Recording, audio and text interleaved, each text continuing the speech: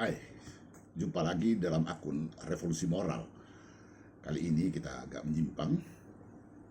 Mungkin sudah saatnya untuk menjelaskan apa itu revolusi moral. Apa yang dimaksud dengan revolusi moral? Revolusi moral baru berbentuk gagasan, baru merupakan gagasan dan itu pun belum utuh. Yang dimaksud adalah bahwa Indonesia memerlukan revolusi moral untuk kita melangkah ke depan untuk mencapai semua yang kita canangkan sebagai visi misi presiden maupun dan terutama untuk mencapai cita-cita kita bernegara dan juga untuk mencapai tujuan ideal kita bernegara. Revolusi moral saya anggap penting karena melihat problem utama kita saat ini memang ada di dua, yaitu ada kultur post-truth dan moralitas yang memang hancur-hancuran. Dua-duanya berkaitan tentu saja.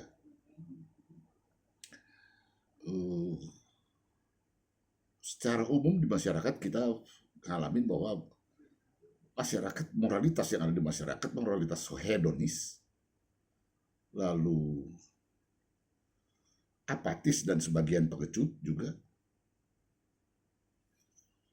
Dan yang jelas kalau Anda hedonis dan apatis pengecut, Anda tidak mungkin adil. Jadi keadilan memang jauh dari masyarakat sendiri. Lalu dengan kondisi seperti itu, maka begitu budaya post-truth masuk, sangat mudah kita terseret oleh arus budaya post-truth. Apa yang sering kita dengar, apa yang dikumandangkan terus-menerus kita lihat, lalu kita dengar itu menjadi kebenaran. Akibatnya, semua kebenaran itu akan dimonopoli oleh mereka yang punya jaringan dan punya biaya untuk menggerakkan jaringan untuk membunyikan, bermain di narasi, membelokkan opini, jadi menggiring opini kemana-mana. Dan ini dengan moralitas dan dengan kondisi post-truth seperti itu, otomatis kita sangat sulit untuk bersatu. Nah, itu problem di masyarakat, terpecah, sulit bersatu. Sedangkan di kalangan pemerintah memang juga ada problem. Problemnya KKN dalam arti koruptif, memang koruptif itu sudah, kalau saya istilahkan, sudah neraka lapis ketujuh. Sudah sangat parah.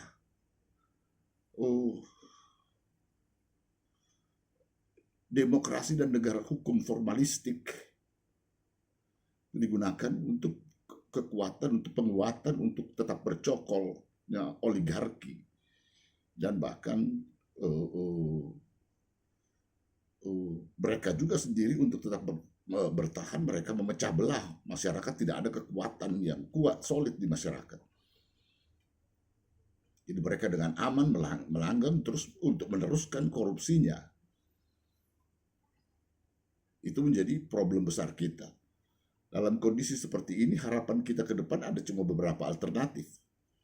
Yaitu yang pertama, kita kembali ke pemerintahan despotik autokratif, model Orla dan Orba, atau teruskan oligarki seperti sejak reformasi ini, atau mengadakan perubahan mendasar. Perubahan mendasar itulah yang saya sebut dengan revolusi moral.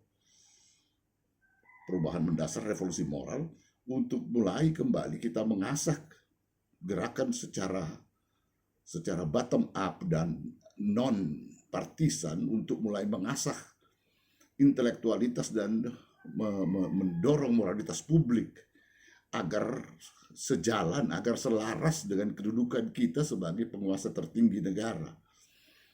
Ini yang memang dari awal kemerdekaan gagal kita bangun, gagal kita sadari bahwa kedudukan sebagai penguasa tertinggi negara, kedudukan rakyat sebagai penguasa tertinggi negara, otomatis sebenarnya memberikan tanggung jawab moral, walaupun bukan hukum, tanggung jawab moral untuk memiliki kualitas moral sendiri, kualitas intelektual yang selaras dengan kedudukan sebagai penguasa tertinggi itu. Kita harus bergerak ke sana, membangun moralitas itu. Dan itu saya pikir akan ada tiga gerakan atau 3 program yang perlu akan dijalankan. Yang pertama tentu saja memerangi budaya post-truth dengan jalan berupaya untuk khatam konstitusi, dan kita melatih penalaran moral dan politik kita, asa berpikir, lalu kemudian menjadikan nilai-nilai konstitusi itu sebagai backline dalam percakapan publik, sebagai grammar dalam diskursus publik. Dalam konteks itu, saya sering membahas urusan ijazah Pak Jokowi, urusan HAM, urusan konstitusi, selalu akan saya berusaha tarik untuk membahasnya di level konstitusi. Jadi setiap isu besar di publik jadikan momentum, saya jadikan momentum untuk menarik perhatian orang kepada nilai-nilai yang ada dalam konstitusi. Hanya begitu caranya untuk mulai membangun. Walaupun tentu saja pandangan kita bisa berbeda, tetapi kita berpijak perbedaan kita letaknya di level konstitusi.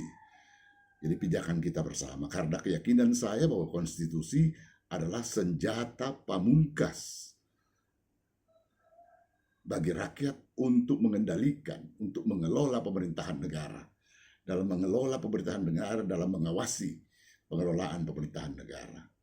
Yang pertama kita hatam konstitusi dalam tanda petik, bukan hatam seperti tingkat guru-guru besar hukum tata negara, tetapi hatam ada 3 pengertian hatam itu. Yang pertama, 1 kali baca selesai bisa dikatakan hatam, hafal juga dikatakan hatam, mengerti sepenuhnya yang katakan hatam.